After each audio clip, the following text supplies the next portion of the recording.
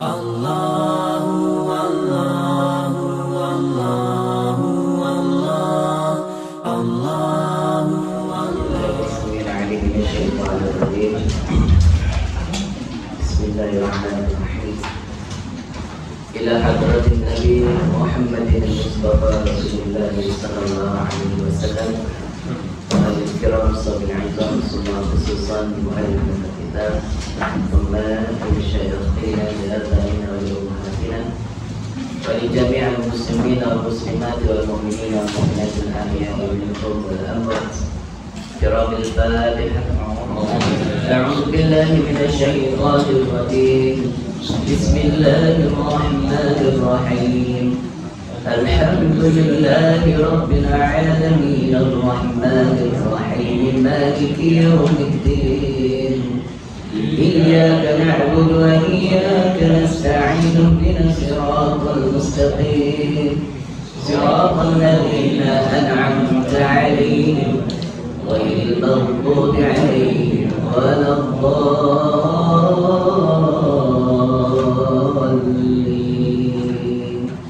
رب اغفرني ولوالدي. Assalamualaikum warahmatullahi ta'ala wabarakatuh.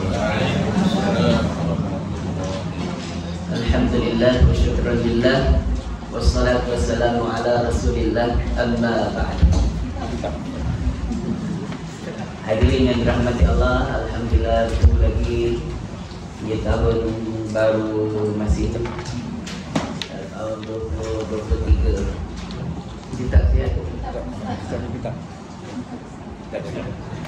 Kemudian alhamdulillah kita diperlukan Allah untuk menyambung siri pengajian yang kita Kifayatul Ulama, yang mana sebuah kitab jauh lama. Kitab ni antara kitab-kitab yang diajarkan di pondok-pondok pengajian Islam di Pantai Timur, umpamanya di Indonesia lah kebiasaan. Jadi kitab ni saya mengaji dulu di Pondok Pasir Tumbuh Kelantan lah. Tahun 1991 saya mengaji kitab ni. 1991 dengan guru saya yang mengajar kitab ni nama dia Al-Fadil, Guru Haji Hatikullah. Dia dah meninggal lepas saya keluar dulu. Kemudian kitab ni banyak yang baca. Banyak guru juga. Tapi antara guru saya. Jadi alhamdulillah kita ni menerangkan bab fiqh. Tapi biasalah kita jawi lama ni, dia dalam fiqh tu dia ada tauhid, ada tasawuf, lengkap lah. Jadi pengisian ilmu yang ada dalam kitab dia ni cukup nasak ranum lah. Walaupun dia kitab ni dia kata kitab untuk tadika dia, untuk anak-anak baru belajar dia. Jadi kita ni baru belajar dia. Yang sebenarnya isi dalam dia tu Masya Allah. Daripada kitab-kitab Mu'tabar ulama mazhab Syafi'i. Jadi kita ni insyaAllah. Baik tuan-tuan dirahmati Allah, yang terlalu kita sambung pengajian kita surah apa? Surah 4 kita Rumi. Jawi 4 kita Rumi 6 ya.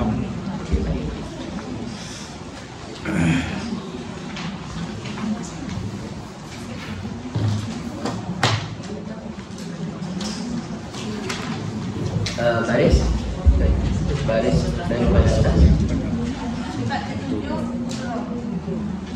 Sifat yang ketujuh. Qudratun. Okey, baik.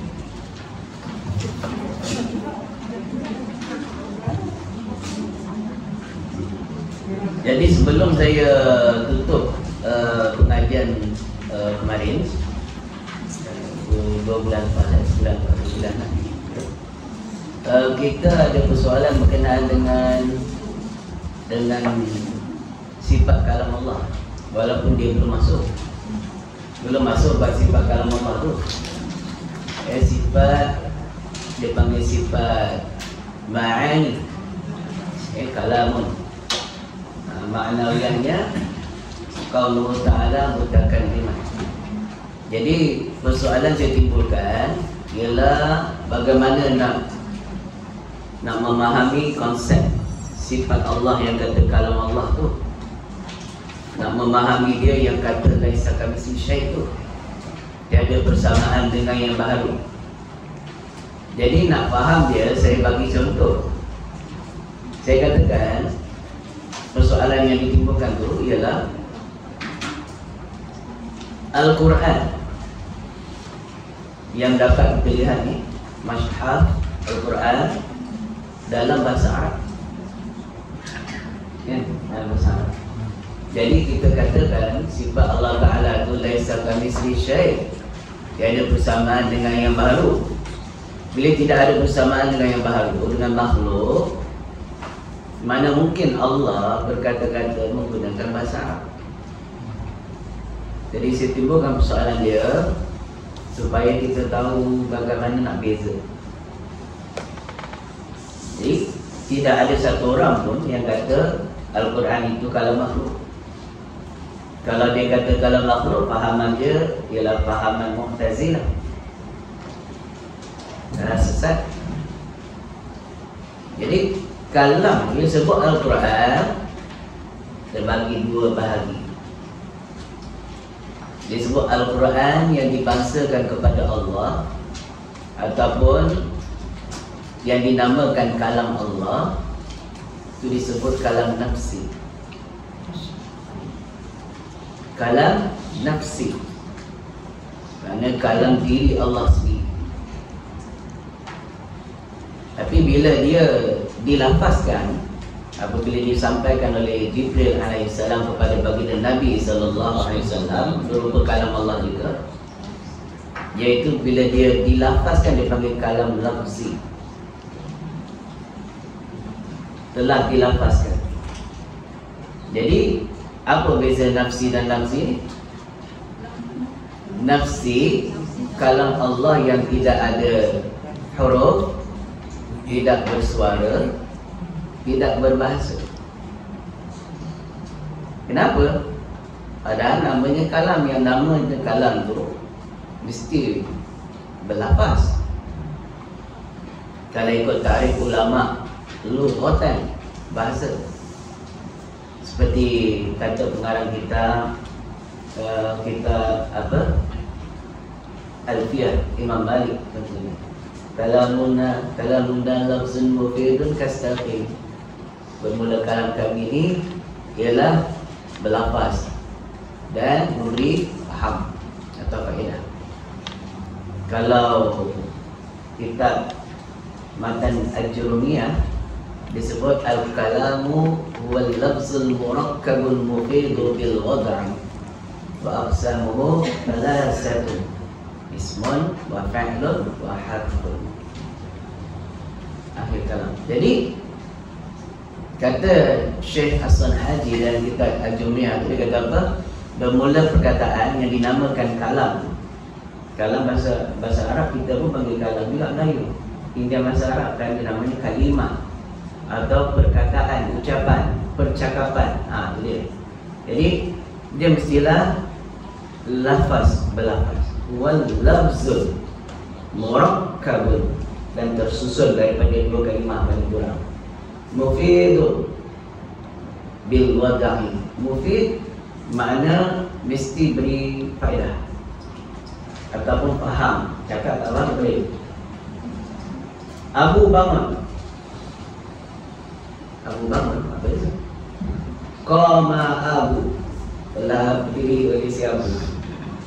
Kita tahu apa dia tak cakap tak habis. Jadi kena cukup kan.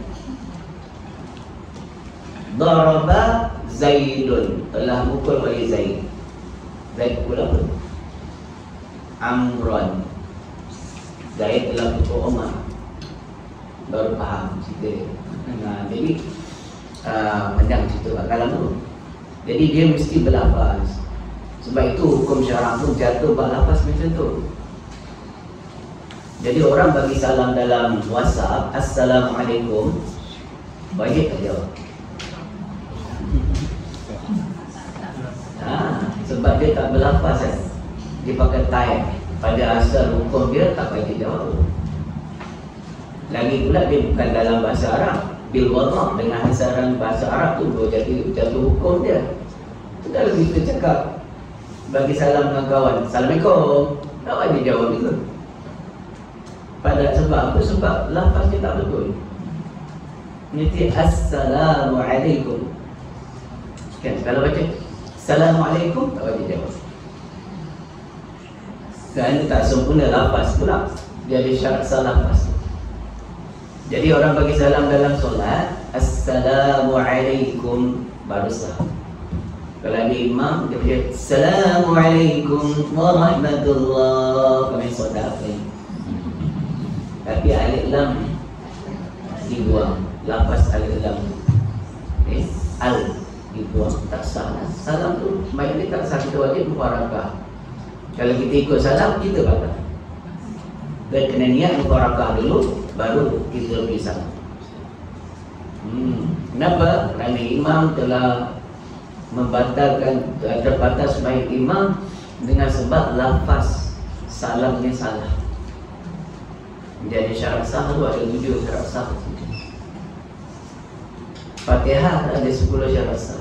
Takbiratul ihram ada 21 syarat sah.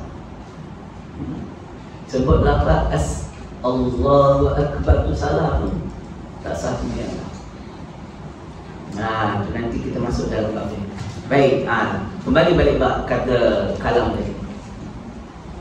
Jadi kalam nafsi yang tersendiri bagi hak Allah Ta'ala tu, dia tidak boleh disamakan atau ada sebarang persamaan dengan makhluknya. Jadi makhluk bercakap bahasa Arab, Allah confirm lah bukan dalam bahasa Arab. Makhluk bercakap mesti ada suara. Jadi Allah kontrak daripadanya. Kita panggil sebab itu bersalahan Allah dengan yang baru. Maksud bersalahan itu tiada persamaan. Allah zat sifat af'al dengan baru. Jadi faham kat sini. Quran yang kita dapat lihat, ni ada tulisan, ni ada dalam bahasa Arab. Ini kita panggil Al-Quran, yang mana isinya, hakikat dia adalah dari kalam Allah yang nafsi. Oleh kerana makhluk itu hanya memahami bahasa makhluk, maka Allah datangkan Rasul. Maka Nabi SAW orang Arab, maka bahasanya bahasa Arab. Nabi Musa, Nabi Isa, bahasa Ibrani, bahasa Syriani. Sebab dia diutuskan pada kaum dia bahasa itu. Jadi Nabi Muhammad SAW orang Arab, maka Allah turunkan wahyu melalui Jibril, dilafazkan dalam bahasa Arab. Yang melafazkan itu ialah Jibril alaihissalam, dengan 7 cara lafaz, dipanggil 7 qiraah. Jadi sebab itu ada qiraah macam. Kalau kita ni panggil qiraah Tariq Imam Hafaz, Ana Asim, Tariq Syatibiyah ataupun Tariq Imam Jazari. Biasanya kita ikut Imam Syatibi. Jadi tariq bacaan kita ni, cara bacaan kita ni Syatibiyah. Kan? Jadi kalau sebagai imam dia kena tahu apa tariq yang dia baca. Tu layak dia jadi imam. Makanya imam baca tadi tariq apa lah, sebab dia nak pelik sikit. Ghairil maghdubi alaihim, ghairil maghdubi alaihim. Ada muncul. Jadi saya tanya lah imam tu sebab dia ngaji Syria. Dan imam tu ngaji Syria. Jadi tuan baca ni tariq apa, saya ngaji juga qiraat tak jumpa. Jadi dia baca Siratal ladzina an'amta alaihim ghairil maghdubi alaihim. Ada maghdubi. Bukanmu, kehidupan demu ada kol-kolah tak? Saya kata tuan baca tariq apa? Tariq itu biasa lah. Oh, maknanya tariq Imam Syatibi. Ya. Jadi kalau Imam Syatibi tuan baca hal. Sebab Imam Syatibi tak ada kol-kolah dekat bumi tu. Kalau kol-kolah tu kol-kolah cinta tu. Jadi tuan kena betulkan bacaan tuan. Lahan adalah habis. Jadi yang kata kalam Allah ni, saya buat bandingan. Allah Maha Suci daripada sebarang contoh dan bandingan, tapi ia untuk memahamkan sifat kalam. Jadi dalam kategori makhluk manusia, supaya faham, katakanlah saya artis lah. Saya artis popular, satu dunia kenal. Jadi wartawan satu dunia akan hantar wakil dia, pihak media akan hantar wakil dia, wartawan, untuk interview saya. Jadi bila satu orang wartawan tanya daripada China, saya jawab dalam bahasa saya, bahasa Melayu lah. Dah kahwin ke? Dah. Anak berapa? 10 contoh. Anak saya 6. Jadi dia cakapnya tu, media wartawan daripada China, daripada India, daripada Arab, daripada orang putih, semua akan tulis apa yang saya cakap. Lalu mereka balik ke tempat masing-masing dan menyebarkan apa yang saya cakap dalam apa yang saya cakap dalam bahasa dia. Dia cakap bahasa Melayu ni, tapi apa yang saya cakap dia orang tak tambah sikit je dan tak kurang sikit pun. Kan? Dia cakap dalam bahasa Melayu, saya seorang isteri, anaknya 6. Dia akan tulis dalam bahasa Cina itu juga, India itu juga, Arab itu juga. Kan? Itulah bandingan. Allah berkata-kata dalam bahasa dia yang qadim lagi azali, dapat dipahami oleh pesuruh dia, itu Jibril AS. Lalu Jibril menyampaikan ke dalam bahasa Arab, iaitulah bahasa Nabi Muhammad SAW. Jadi hakikat Al-Quran, kalam tadi itu ialah kalam Allah Ta'ala. Tidak ditambah sedikit, tidak dikurang walaupun sedikit. Jadi faham? Tak boleh kata ada suara yang qadim. Suara itu sendiri makhluk kan? Suara itu makhluk. Allah jadikan cara bercakapnya makhluk menggunakan suara. Jadi Allah tak mungkin menggunakan suara. Itu kan? Faham tak? Alhamdulillah. Okey, so baru kita masuk mukadimah. Minum dulu.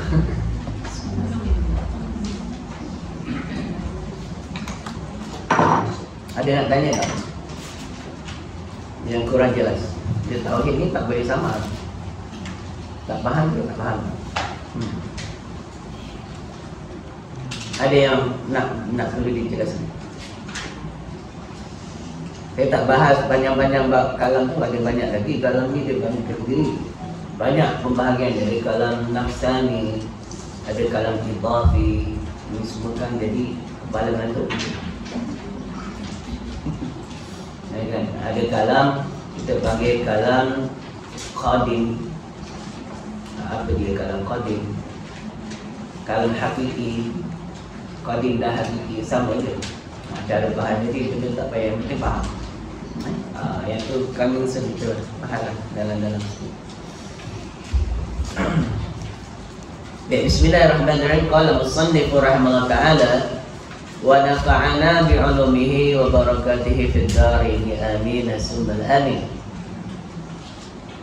Qala musannif ketujuh, yakni sifat yang wajib ada pada zat Allah Ta'ala itu namanya qudratun. Sifat yang ketujuh dinamakan qudrat. Artinya kuasa Allah Ta'ala. Lawannya lemah. Mustahil Allah Ta'ala itu lemah. Pendek dia, senang saya baca habis. Jadi qudrat, iradat, ilmun, hayat, sama, basar, kalam. 7 sifat ni dinamakan dengan sifat wujudi. Sifat wujudiyah. Makna wujudiyah ialah sifat yang ada, yang benar-benar ada di zat Allah, yang wujud di zat Allah juga tu. Tapi sifat yang lain itu tak benar-benar wujud ke? Wujud juga. Tapi wujudnya sifat yang lain itu ada kategorinya haliyah. Jadi sifat yang menunjukkan keadaan ketuhanan, seperti wahdaniyatun, Esa Allah. Apa makna Esa? Tak berbilang-bilang. Dia menunjukkan keadaan sebagai Tuhan itu mestilah tidak boleh 2 dan 3. Jadi tidak berbilang. Dia mesti satu. Satunya juga tidak berbilang. Tidak seperti makhluk, satunya berbilang. Sama ada daripada sudut luaran. Satu orang manusia, bukan berarti manusia itu ada satu je, berjuta-juta trilion. Bentuknya sama. Batu, banyak batu.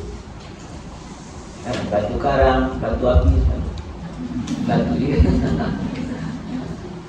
Jadi makhluk, satunya makhluk, masih ada makhluk seumpama dia.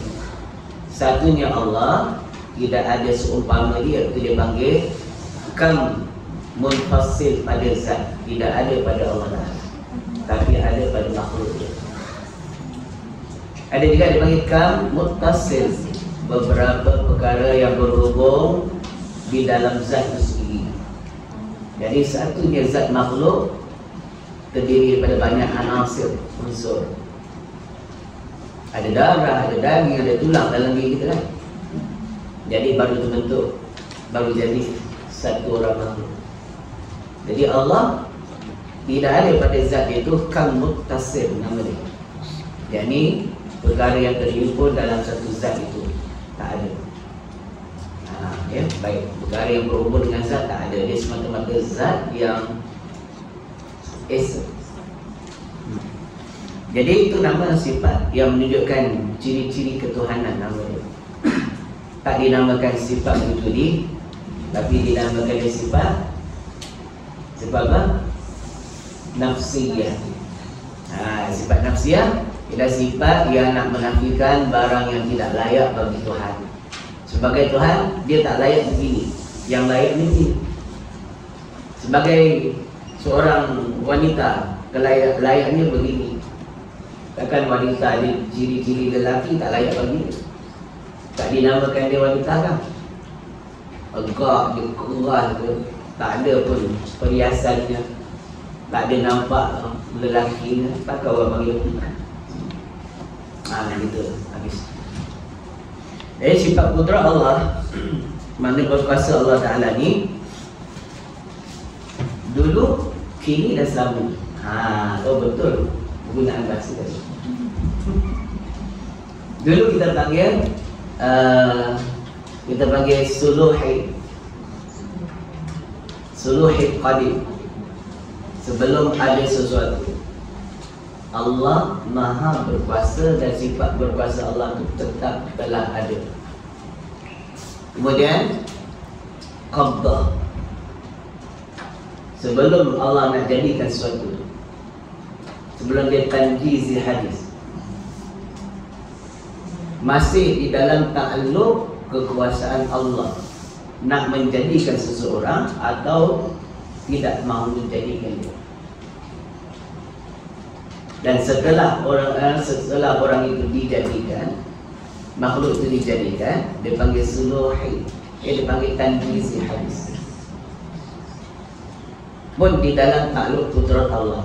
Jadi secara kasarnya ada 3. Ya, suluhi qadim, qabdah dan tanjizi hadis. Tapi kalau dipecah jadi 8 bahagian. Tapi cukup faham 3 ni, benda tu sama je.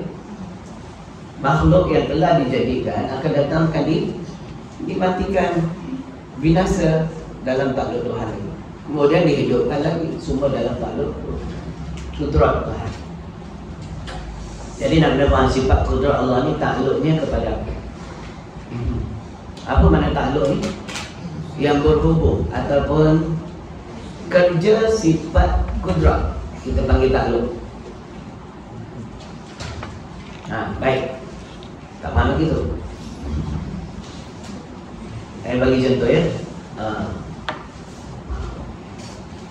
Baik. kerja bagi sifat kudrat ini, sifat kudrat Allah Ta'ala ini ialah menjadikan tiap-tiap yang harus ada ini, menciptakan benda yang harus jadi. Jadi dia tidak tertakluk pada menciptakan perkara yang wajib ada dan perkara yang mustahil ada. Dia apa dia perkara yang harus ada, iaitu makhluk. Makhluk ini semuanya bersifat harus. Dia panggil mungkinat bahasa Arab. Mungkin bahasa Melayu juga. Mungkin, tidak mungkin berpaling. Mungkin, kan? Mungkin itu makna satu benda yang boleh jadi ada, boleh tidak ada. Jadi itulah harus daripada sudut bahasa Arab. Dia panggil mungkinat. Itu benda yang harus adanya. Jadi harusnya adanya makhluk ni membawa maksud dulu tiada, kemudian dia ada. Dan bila-bila masa boleh ditiada. Itu baik. Benda yang perkara yang wajib ada seperti zat Allah dan sifat Allah, dia wajib ada. Jadi dia tidak tertakluk dalam urusan kudrat Tuhan, kudrat Allah. Itu juga perkara yang mustahil adanya, seperti kewujudan Tuhan yang lain selain daripada Allah. Itu perkara yang mustahil ada. Jadi Allah, yang sifat kudrat Allah tadi tidak tertakluk pada urusan nak menciptakan makhluk ataupun menciptakan Tuhan yang lain selain pada dia. Sebab benda itu mustahil ada. Itu juga benda yang mustahil itu seperti dunia yang pergi besar nak dimasukkan dalam lubang jarum yang kecil tanpa dibesarkan jarum. Itu bukan kerja kudrat sifat Tuhan. Tak ada air. Jadi dah faham kat situ. Jadi sifat kudrat Allah Ta'ala ini kerjanya menciptakan tiap-tiap barang sesuatu selain daripada Allah. Sudah faham kan? Jadi bila orang tanya satu soalan yang bukan konteks yang betul, tak perlu jawab pun kita tahu dah jawapannya. Seperti soalan yang saya timbulkan dulu, bolehkah Allah ciptakan satu benda yang sangat besar, yang berat, sampai di sini tak boleh angkat benda itu? Soalan itu tak relevan. Sebab bukan takluk kerja sifat Tuhan. Bukan masalah Tuhan tak boleh ciptakan, dia boleh ciptakan apa saja. Tapi itu perkara yang mustahil kewujudannya. Itulah jawapannya. Kan? Habis. Itu dia kata kudrat. Ada soalan? Nak lanjut lagi? Baik, yang seterusnya yang ke-8, iradatun, artinya berkehendak Allah Ta'ala. Lawannya tiada berkehendak. Mustahil Allah Ta'ala itu tidak berkehendak. Jadi orang akan tanya, orang kafir kalau kita kata Allah itu ada sifat berkehendak, dia akan tanya, mana bukti dia? Kita sendiri pun nakkan bukti, nakkan dalil dia mengatakan Allah itu berkehendak. Itu wujudnya alam, wujudnya kita. Itu tanda Allah berkehendak menjadikan kita, menjadikan alam. Alam pun telah diwujudkan, makhluk telah diwujudkan. Itu ada sifat berkehendak Allah. Dan dia juga bertakluk kepada mungkinan. Dan berkehendak Allah Ta'ala pada menjadikan sesuatu atau meninggalkan daripada menjadikan. Habis. Kemudian laju jalan ni ya. Yang ke-9-nya, sifat yang wajib ada pada Allah Ta'ala itu nama dia ilmun. Artinya tahu Allah Ta'ala. Lawannya jahil. Mustahil Allah Ta'ala itu jahil. Jadi sifat ilmu Allah Ta'ala ni dipanggil ada satu taklukan dia, nama dia takluk. Takluk dia panggil inkishaf. Jadi sifat ilmu, sifat sama, sifat basar, dia takluk inkishaf. Tapi berbeza antara inkishafnya sifat basar dengan inkishafnya sifat ilmu. Faham? Apa makna inkishaf? Jelas, terang dan nyata pada hak Allah Ta'ala akan tiap-tiap barang sesuatu. Tidak ada yang terlindung daripada pengetahuan Allah Ta'ala. Jadi ia juga takluk pada perkara yang mustahil ada, perkara yang harus ada dan wajib ada. Taklukkan sifat ilmu tak sama dengan kudrat. Kalau kudrat hanya pada kemungkinan, tapi sifat ilmu dia bertakluk kepada semua yang ada, semua yang tiada, semua yang wujud, semua yang tak wujud, yang tak mungkin wujud, yang mustahil adanya. Seperti syarikul bari. Mana syarikul bari itu? Tuhan selain daripada Allah. Allah tahu bahawa tidak akan pernah ada Tuhan selain daripada. Jadi semua perkara tidak terlindung, hatta kalam nafsani yang ada dalam diri kita. Apa nafsani itu? Kata-kata hati. Sehingga Allah sebut di dalam Quran, innallaha alimun bima fis sudur. Sehingga Allah Ta'ala sangat mengetahui akan barang perkara yang ada di dalam hati kita semua. Apa yang kita telita dalam hati, kata-kata hati, panggil kalam nafsani. Apa yang kita katakan dalam mimpi, siapa yang berkata dalam mimpi itu? Makhluk juga. Tak ada suara, tak ada suara.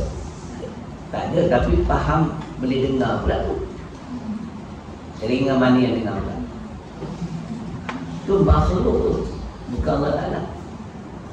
Jadi apakah susah kita nak faham tentang kalam Allah yang tidak bersuara tadi?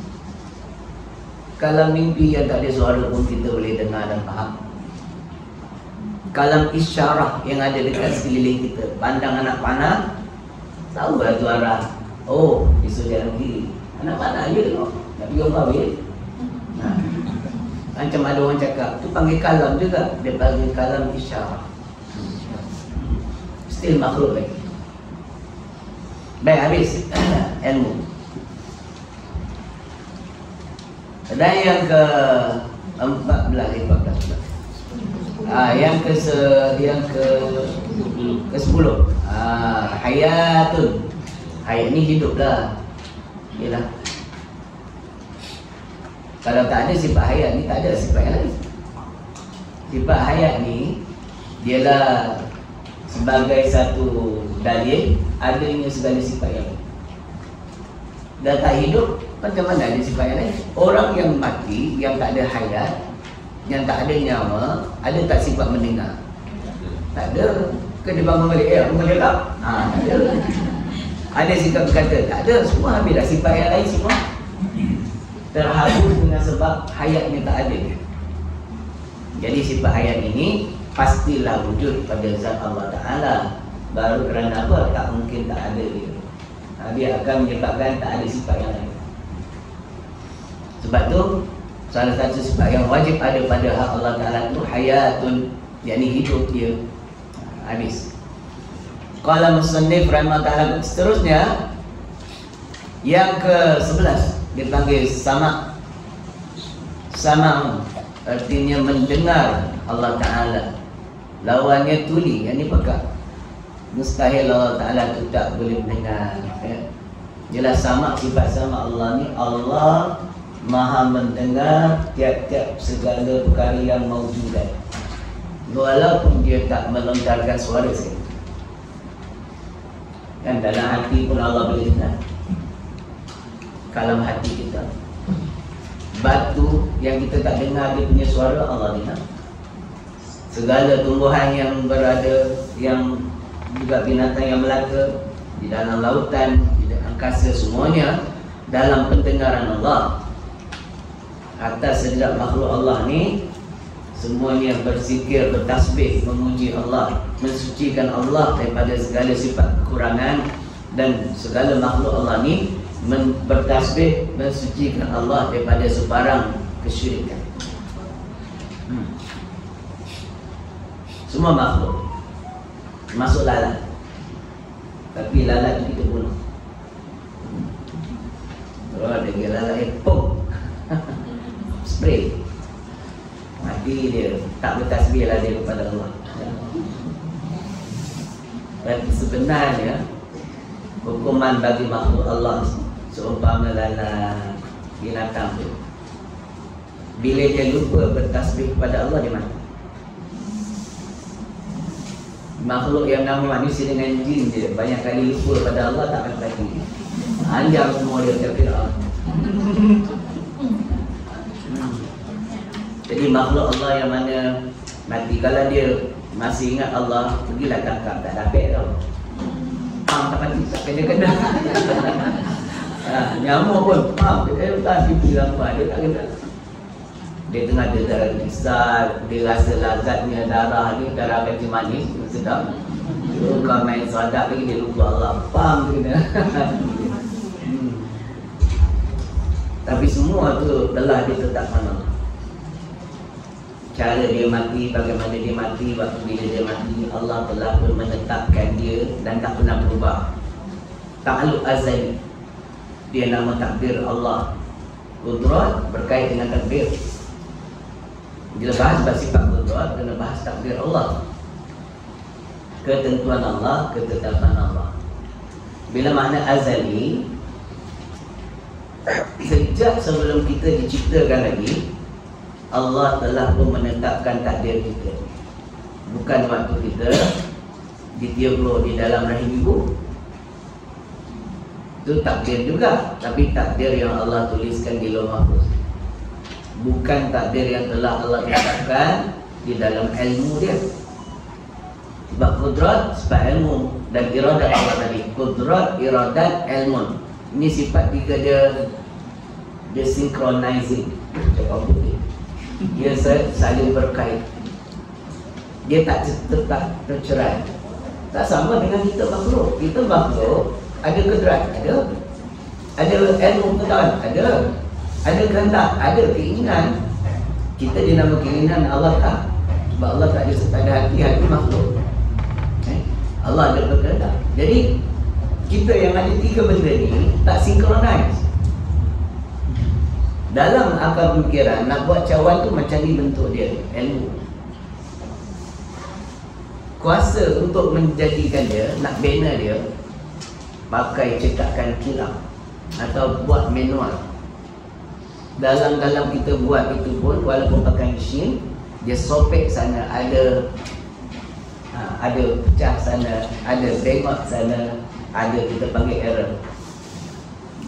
Walaupun mesin yang sama, tetap kena buat QC check up. Kenapa? Dia takkan jadi seperti apa dalam ilmu itu. Sebab tak sinkron. Itu juga, apa yang kita nak jadi lain. Nak lain jadilah lain. Nak buat rumah macam ni, oh dah buat pelan cantik tadi. Tiba-tiba, alamak, ada je silap. Ada je tak perfect. Tapi Allah Ta'ala tak. Dia nakkan sesuatu, nak jadikan sesuatu begitu, dalam ilmunya begini, begitulah dijadikan dia. Maka Allah berkehendak menjadikan orang yang cacatnya begitu, matanya tak nampak. Bukan sebab Allah salah jadikan dia, tak. Memang Allah nak jadikan macam tu. Jadi kudrat, iradat, ilmu, Allah Ta'ala sentiasa seiring. Bolehkah saya baca lambatnya? Okey. Tak, cara saya cakap lambat-lambat macam ni, kena diam. Oh ya, tak boleh lagi. Kalau fiqah boleh. Ya, sebab saya risau bila salah faham dengan akidah itu bahaya. Sebab keyakinan hati kan. Kalau kita cakap laju sangat, nak cepat habis kan, baik tak ngaji, baca sendiri. Bahaya. Salah faham besar. Baik. Allah musannif rahimahullah ta'ala. Baik. Yang ke-12, yang ke-12 ialah basar. Artinya melihat Allah Ta'ala lawannya buta. Mustahil Allah Ta'ala buta. Dalil ada alam ni. Itu dalil kita panggil dalil umum. Ada kita, ada makhluk. Tanda Allah tu tak buta. Kalau dia buta, mana boleh cerita dalam bumi ni? Habis. Itu dalil yang kita panggil sifatul iman al-mujmal, iman secara buruk. Sah dah iman seseorang dengan dalil yang macam tu. Dan seterusnya sifat yang ke-13 dinamakan dia kalamun, artinya berkata-kata Allah, lawannya keluh, yang ini bisu. Mustahil Allah Ta'ala tu bisu habis. Ini 7 sifat, dinamakan dia sifat wujudiyah. Saya tak urai lagi tu, minum lagi.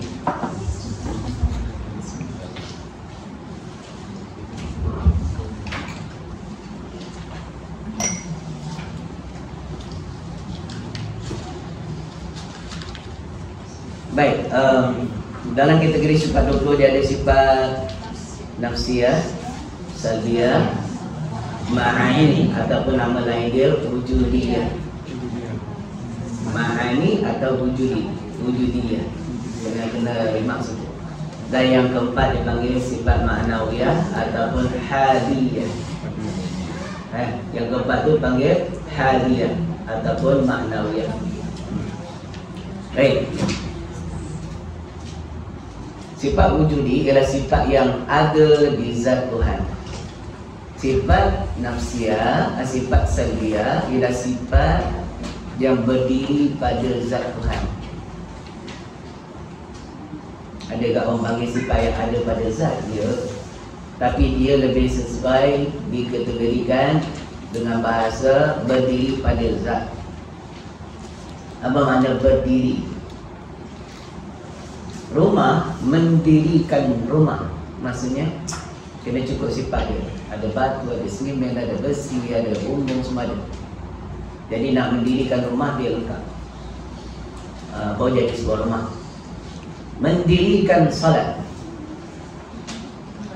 dia cukup rukunnya, syarat sah dia, syarat sah bagi rukun dia, baru mendirikan solat. Ada orang solat tapi tak namakan mendiri. Kenapa? Mayangnya tak ada tumanina, so dia tak mendirikan solat. Tak dinamakan solat, maka Nabi suruh ulang sampai 3 kali satu orang laki-laki itu dengan sebab itu.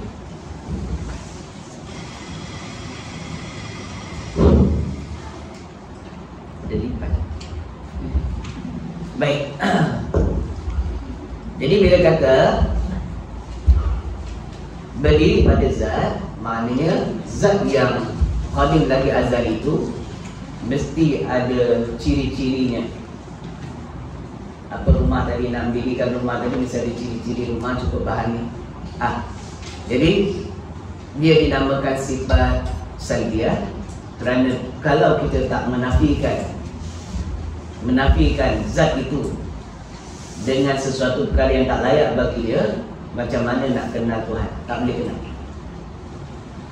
Tak nafikan persamaan Tuhan dengan makhluk, mana nak beza Tuhan dengan makhluk? Tak boleh beza. Maka dia dinamakan sifat salbiyah. Salbiyah itu sendiri membawa maksud menafikan perkara yang tak layak bagi Tuhan. Itu maksud salbiyah. Jadi wujudiyah, iaitu sifat yang ada pada zat Tuhan. Saya buat bandingan untuk faham, bukan membandingkan Allah. Allah tak boleh, Maha suci daripada dibuat bandingan, sebab dia tak terbanding pun. Walam yakul lahu kufuwan ahad, maksudnya tidak akan ada walau satu apa jua pun yang sebanding dengan Allah. Tidak ada sesuatu pun yang sebanding setara dengan Allah. Kan? Jadi sebagai manusia, saya kategorikan sifat wujudi itu ialah mata dia, telinga dia, mulut dia. Jadi mata wujud tak pada diri seorang manusia? Ialah. Jadi mata ni adalah sifat yang wujud pada diri manusia tu. Telinga ni juga ada pada diri manusia tu, wujud pada diri manusia. Sekarang mata ni boleh lihat sifat yang lain, sebab ada manusia yang ada mata tapi tak boleh lihat. Sebab yang boleh lihat tu, keadaan boleh lihat tu dinama maknawiyah. Keadaan, sifat haliah, iaitu sifat yang akan datang kita baca 7 lagi sifat tu, Allah Ta'ala qadiran, muridan, aliman. Jadi sifat melihat yang ada pada manusia ni, ini adalah sifat ma'ani, atau dinamakan sifat wujudi yang ada pada manusia, makhluk. Faham situ? Jadi makhluk, kita tahu dia yang namanya makhluk, dia mesti berjirim, dia mesti berjisim. Sedangkan Allah kontra, dia tidak berjirim, tidak berjisim. Jadi zat Allah yang tidak berjirim dan tidak berjisim itu, ada pada zat dia itu sifat ma'ani tadi, sifat melihat, sama, basar, kalam. Ada sifat sama, ada sifat basar, ada sifat kalam. Tapi laisa kamitsli syai', dia tidak berbentuk, tidak berupa seperti makhluk. Tapi dia ada. Bila dia ada, sah dilihat akan dia. Kita boleh lihat sifat sama, sifat basar, sifat kalam yang ada pada zat Allah Ta'ala itu. Tapi tak boleh digambarkan dengan akal fikiran kita bagaimana rupa ke dia, ke ada rupa ke ada bentuk, tak boleh. Jadi zat Allah, ada pada zat Allah segala sifat wujudiyah tadi, hanya akan dapat kita lihat setelah kita meninggal dunia. Dan dia adalah ni'matul kubra, nikmat yang paling besar bagi ahli syurga di dalam syurga. Sehingga Nabi pun berkata, satarana rabbakum kama tarana kal qamar lailatul badr. Selagi akan datang, kata Nabi, kamu akan dapat lihat Allah, lihat Tuhan engkau, seperti mana engkau dapat lihat dari hal jelasnya bulan di malam purnama. Jadi boleh lihat. Memang tarikh benda wujud sah dilihat. Yang tak dapat lihat, dia tak wujud. Allah yang maha wujud pastilah boleh lihat dia. Sifat dia yang maha wujud pasti dapat lihat dia. Cuma tak ada kemampuan untuk lihat di dunia ini. Wajib yakin boleh dilihat akan dia. Jadi itulah nama sifat wujudiyah. Jangan gambarkan, oh mendengar telinga besar, jangan. Kafir. Bagi kata bilang dia tak boleh tasawur, tapi wajib yakin. Dia faham, dia tak kat situ ya. Tak boleh faham Ustaz. Memang tak boleh faham tu betul lah. Kalau dia boleh faham seperti faham makhluk ni, bagi kata bilang dah lain dari dia. Faham tak takkan ni? Dah habis pukul 11. Dah selesai. Baik. Apa beza dengan sifat yang akan kita baca ni? Laju dia. Sifat ini dalil dia dengan dalil sifat yang, jadi sifat ma'ani dengan ma'nawi yang sama. Saya baca laju. Nanti saya terangkan beza dia. Baik, seterusnya sifat yang ke-14. Qauluhu ta'ala qadiran, artinya yang kuasa. Allah Ta'ala lawannya lemah, mustahil. Yang ke-15, qauluhu ta'ala muridan, artinya keadaan Allah Ta'ala yang berkehendak, lawannya tiada berkehendak, mustahil pula. Yang tiada berkehendak Allah Ta'ala itu mustahil. Yang ke-16, alimun ataupun aliman, artinya keadaan Allah Ta'ala yang tahu, maha mengetahui, lawannya ialah bebal. Kita perlu bebal. Orang Melaka ni masa dia bukan orang Melaka ni. Dia orang mana? Bukan. Ini Minangkabau ni. Minangkabau. Disebut bebal juga. Mustahil, mustahil bebal itu ada pada Allah Ta'ala. Yang ke-17, hayyun, artinya Allah Ta'ala itu maha hidup, lawannya mati, mustahil Allah Ta'ala mati. Yang ke-18, sami'un ataupun sami'an, kaunuhu Ta'ala sami'an ataupun sami'un, artinya Oh, ada orang nama Sami'un dulu kan? Jadi ini adalah bahasa dia berbeza. Bapa dia ahli tauhid. Tak Sami'un.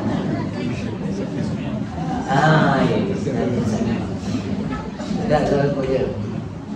Artinya yang mendengar Allah Ta'ala, lawannya yang tuli. Mustahil Allah Ta'ala tu tuli. Yang ke-19 kita baca lagi ya. Basiran. Artinya maha melihat Allah Ta'ala, lawannya buta. Mustahil Allah Ta'ala tu buta. Yang ke-20 pula mutakallimun atau kauno. Kalau kauno dia kata mutakalliman. Artinya Allah Ta'ala yang berkata-kata, lawannya yang keluh. Mustahil Allah Ta'ala tu keluh. Habis. Benda yang sama je. Oh yang kata ya hakullah. Hakullah tu daripada sudut dalil. Tapi daripada sudut sifat dia beza. Dia bukan sifat yang sama. Lain. Mata dengan boleh melihat tak sama. Telinga dengan boleh mendengar tak sama. Ada orang ada telinga tak boleh dengar, pekak. Kan? Ada orang ada mata tak boleh lihat. Ada orang ada lidah juga, ada mulut juga tapi tak boleh cakap. Jadi boleh dia bercakap dan melihat dan mendengar tu dipanggil keadaan. Dia panggil maknawiyah. Jadi keadaan Allah Ta'ala yang maha melihat sebab dia ada sifat melihat. Keadaan Allah Ta'ala yang maha mendengar sebab dia ada sifat pendengar. Ya. Baik. Bila sebut sifat halia, dia ialah menunjukkan dia adalah sifat yang ada dengan sebab adanya sifat ma'ani. Contoh lampu, dia benda lain, tapi keadaan lampu tu mengeluarkan cahaya. So baru kita kenal dia lampu dan kita tahu dia lampu. Tapi dia orang kata lampu tak keluar cahaya, tak percaya. Bukan lampu tak keluar cahaya. Jadi dia beza. Dia saling berkait. Sifat yang ada disebabkan oleh sebab ma'ani. Itu panggil sifat ma'nawi. Dan dinamakan sifat hal. Saya nak bagi contoh hal. Jadi sifat hal ialah sifat yang ada. Kita tahu dia ada dengan sebab adanya sesuatu yang lain. Contoh, saya nak bagi contoh tadi. Lampu mesti mengeluarkan cahaya. Lampu mesti mengeluarkan cahaya. Itu sifat keadaan lampu tu sendiri, dia mesti mengeluarkan cahaya. Jadi kalau tak ada lampu, tak ada cahaya. Faham kan? Situ kan? Jadi dia dua benda, dua sifat yang berbeza tapi saling berkait. Saling berkait di antara satu dengan yang lain. Habis. Wallahu a'lam. Cukup sampai situ. Ada soalan?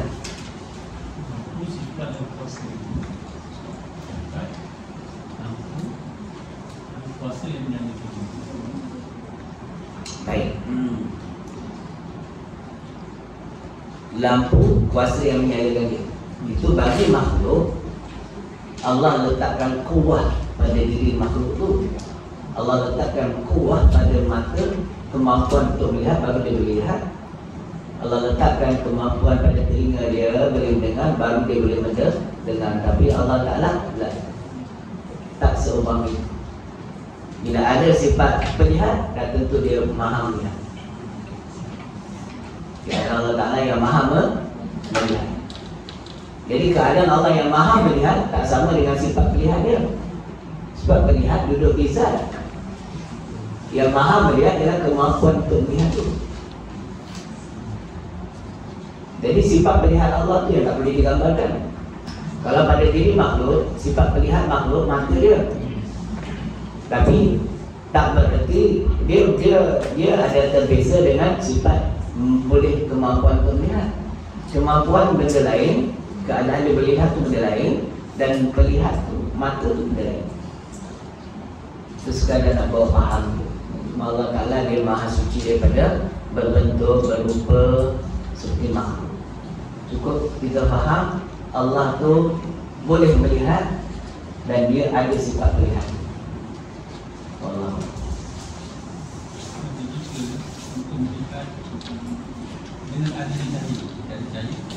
Ya. Kita penglihatan makhluk terbezalah dengan Allah. Melihatnya makhluk dia lemah juga ada sifat lemah.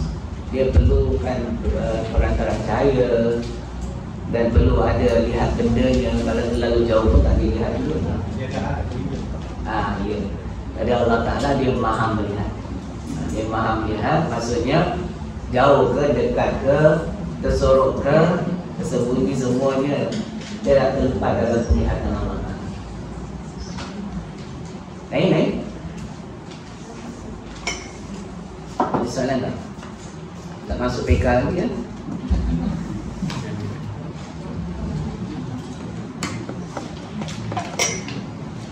Baik, alhasil 20 sifat ni wajib dibelajar dan diketahui dan dipelajari oleh setiap orang laki-laki dan perempuan yang mukallaf. Wajib tu guna wajib aini. Hukum yang menetapkan wajib aini ialah ijma' ulama. Bukan pada zaman Nabi sallallahu alaihi wasallam. Pada zaman Nabi tidak dikenali dan tidak ada orang menyebutkan sifat menjadi sifat rukun. Tapi dia timbul pada zaman Imam Abu Hasan Asy'ari dan Abu Mansur Al-Maturidi, iaitu zaman tabi'in. Kerana apa? Kerana ketika itu umat telah banyak berlaku pecahan akidah. Akidah yang sesat banyak timbul. Syiahnya, dan Mu'tazilahnya, golongan Khawarijnya. Jadi ulama bersusah payah menyusun hasil daripada Al-Quran dan hadis Nabi, disusun sedemikian rupa sekurang-kurang untuk seorang mukmin itu mengenal Allah mesti belajar sifat 20. Paling kurang untuk minimal. Jadi kalau tak belajar sifat 20 hukumnya berdosa. Dan ijma' tu, bila sebut ijma' tak boleh tolak dia. Sebab dalam di belakang dia Quran hadis. Tolak ijma' mana tolak Quran, tolak hadis. Jadi kalau orang tanya zaman Nabi sahabat tak belajar sifat 20, bahkan dia belajar lebih daripada 20 tu. Nabi ajar dia direct, lama pula tu 21 tahun. Kita ngaji 3-4 tahun boleh. Ngaji macam sahabat yang tak rakyat tau.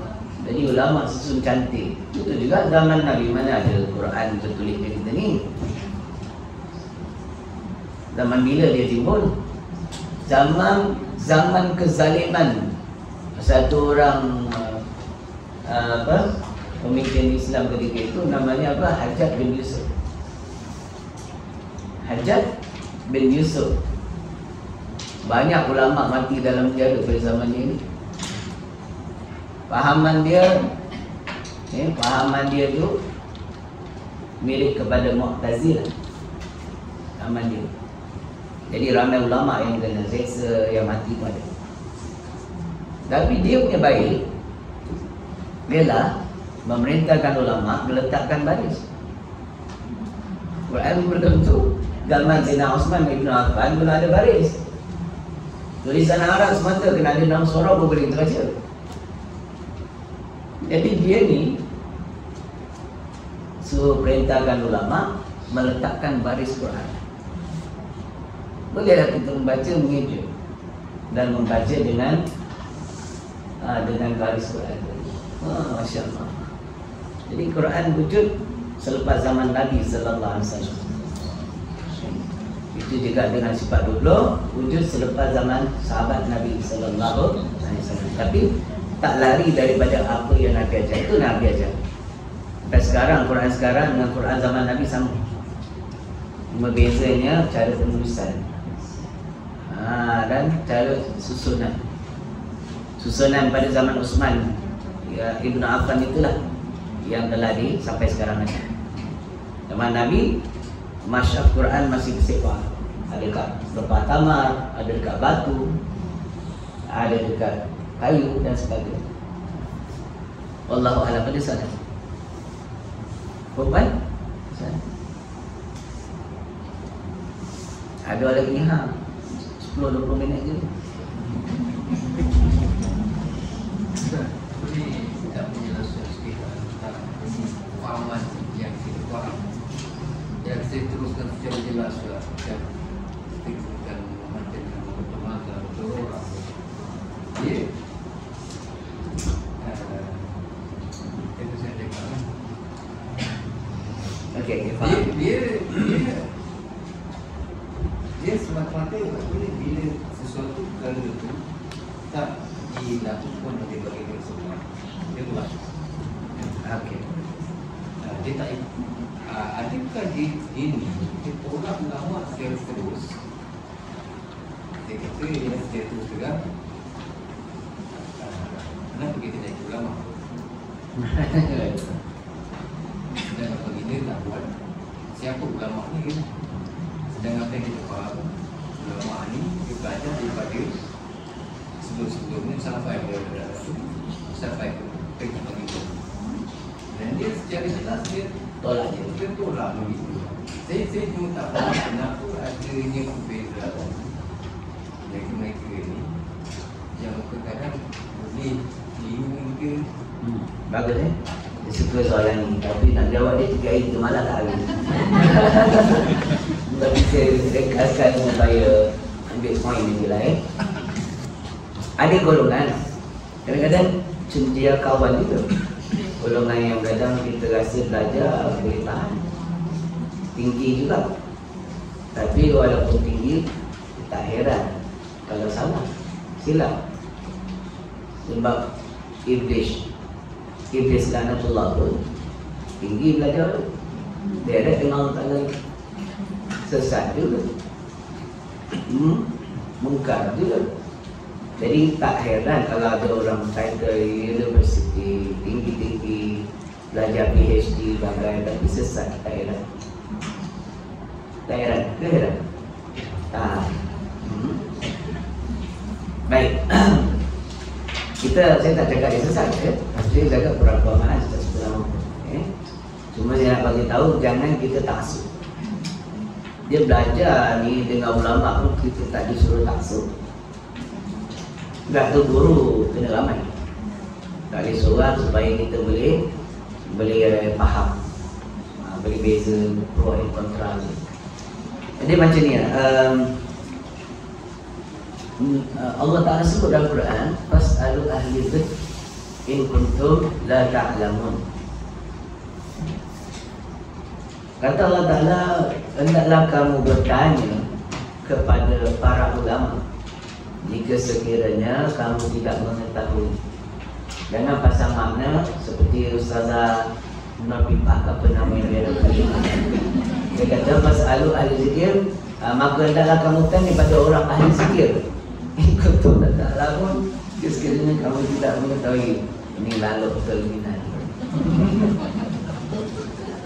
Ahli zikir tu kita boleh tafsir guna otak kita, kena ikut tafsiran para ulama. Sebab ulama yang tahu yang tentang ilmu tu.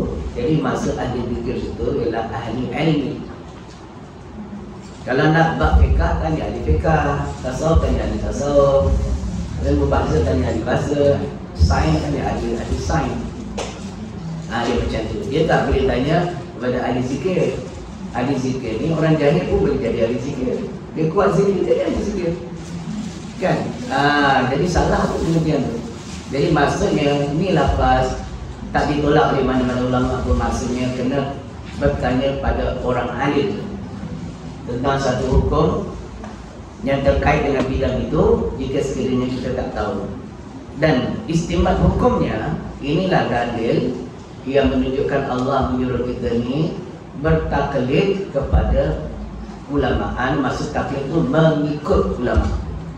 Kita tanya betul ikut. Dan kita tak tahu tentang Quran, tak tahu tafsir, tak tahu tanya ulama yang tahu. Kita dah belajar dengan dia, kita ikut.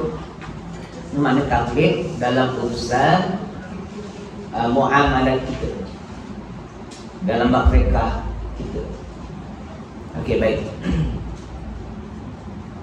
Jadi inilah dalil asasnya kenapa ulama menyuruh kita ni bermazhab. Kerana kita tak ada kemampuan untuk memahami teks Quran tu dan juga hadis Nabi. Quran pun tak hafal, hadis lagi lah.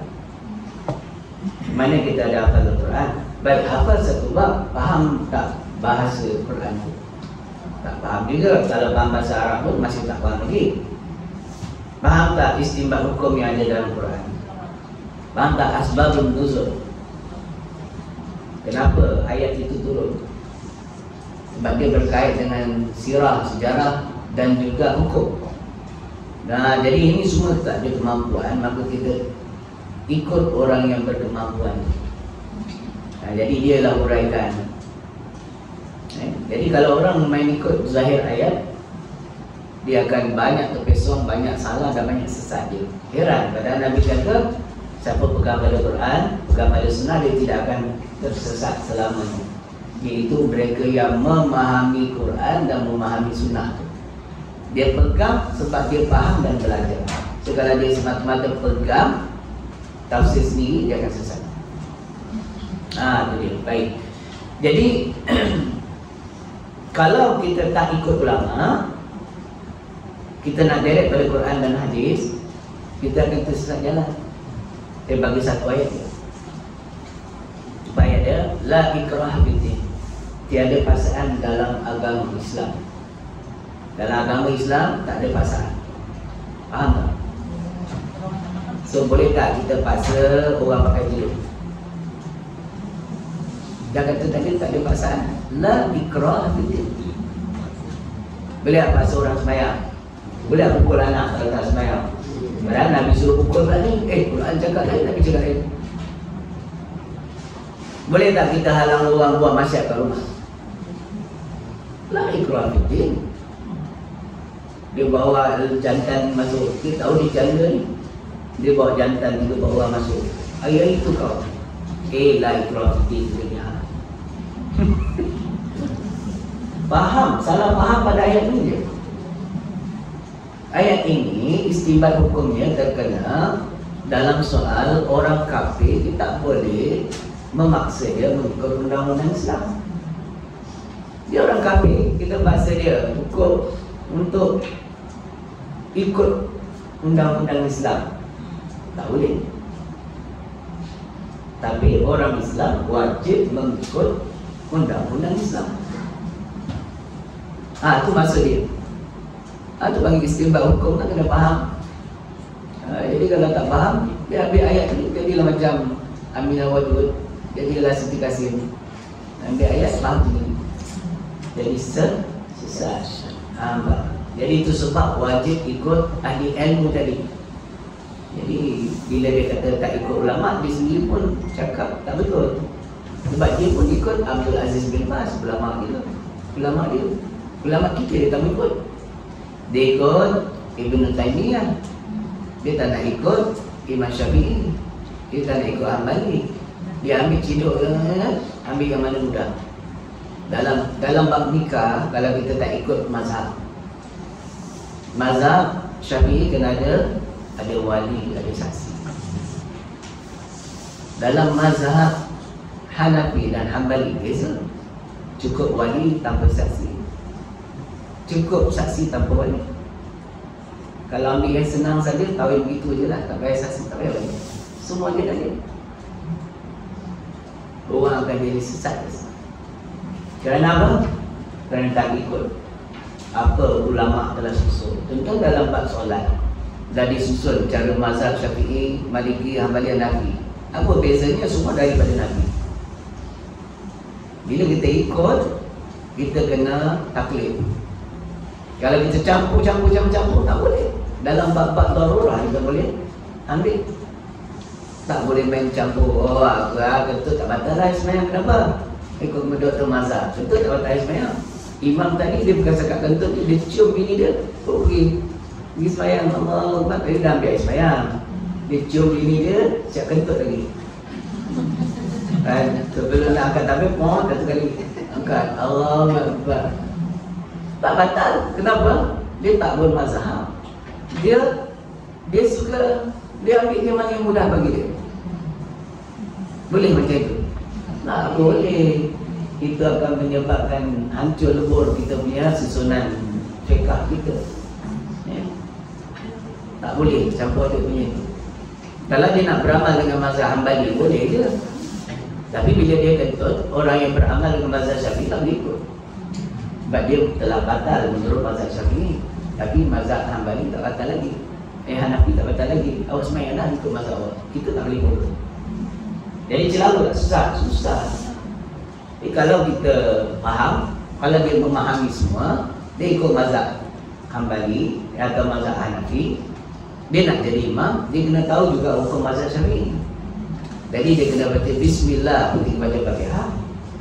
Dia wajib mazhab Syafi'i, tapi sunat bagi mazhab Hanafi. Jadi kalau dia tak baca bismillah, orang mazhab Hanafi semua tak sah sembahyang dia, kerana telah kurang satu ayat pada suratul Fatihah. Mazhab Hanbali tak kurang, sebab tu bukan ayat Fatihah. Dia pecah pada siratal ladzina an'amta alaihim satu ayat. Ghairil maghdubi alaihim satu ayat lain. Jadi dia kena faham baru tak jadi masalah. Sebab itu jangan suka-suka cedok. Kalau kita nak beramal mazhab Hanafi, dia boleh beramal. Tapi awak kalau jadi imam, awak kena alif empat mazhab seperti ulama imam-imam Mekah, alif empat mazhab. Jadi dia tahu macam mana nak solat, nak imamkan orang. Wallahu a'lam bishawab. Itulah dia tuan. Jadi sebenarnya mengikut ulama tu hukumnya wajib. Dalil ayat Quran tu. Dia bukan sunat, bukan harus. Kalau kita tak ikut, kita akan tersesat di tengah jalan. Jadi sendiri pun ikut ulama. Ikut Muhammad bin Abdul Wahab, ulama dia. Dia ikut jalan ulama dia. Kenapa tak ikut zaman mazhab Syafi'i yang menikah Hanbali tu? Kenapa nak mesti ikut dia punya Muhammad bin Abdul Wahab? Dia cakap tak betul. Dia cakap jangan berbazar, tapi dia sendiri ikut mazhab dia tu. Wallahu a'lam. Lain?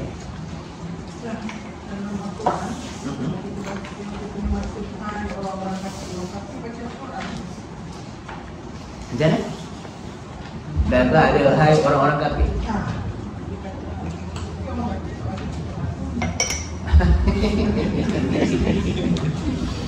Hai orang-orang yang kafir.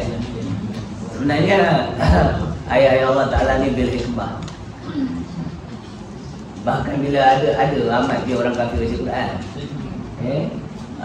orang tali sembarang baca Quran, jadi terkenalah pada mereka.